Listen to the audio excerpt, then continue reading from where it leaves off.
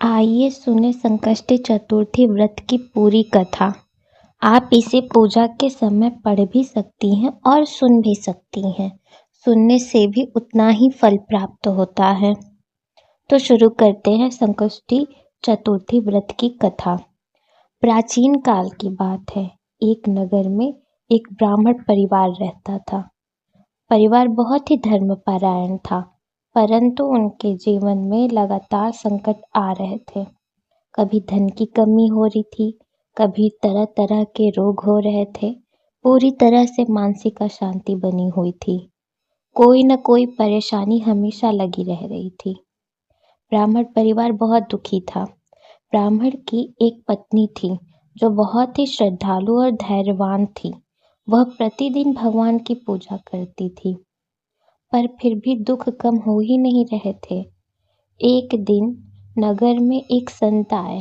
ब्राह्मण की पत्नी उनको देखते ही उनसे अपने दुख का कारण जानने के लिए उत्सुक हो गई। वो उनके पास गई और पूछी कि मेरे दुखों का कारण क्या है, ये इनका अंत क्यों नहीं हो रहा है। संत ने कहा, माता, तुम संकष्टी चतुर्थी का व्रत करो। यह व्रत भगवान श्री गणेश को अत्यंत प्रिय है।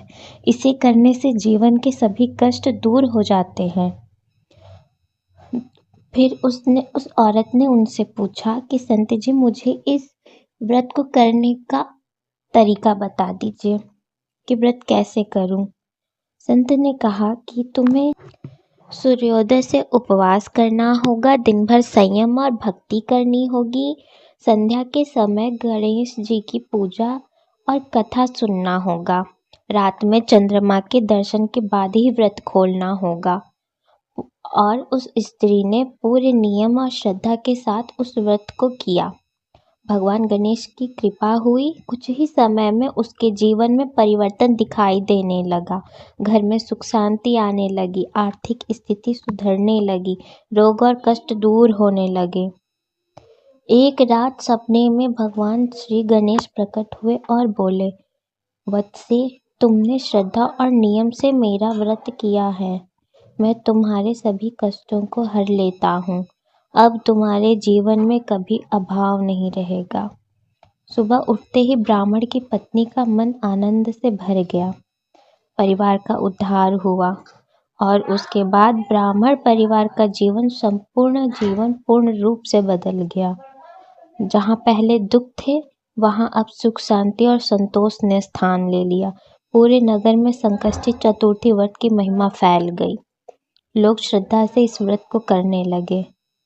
इस कथा का संदेश है कि जो भक्त संकष्टी चतुर्थी का व्रत सच्चे मन से करता है, उसे भगवान गणेश की कृपा होती है।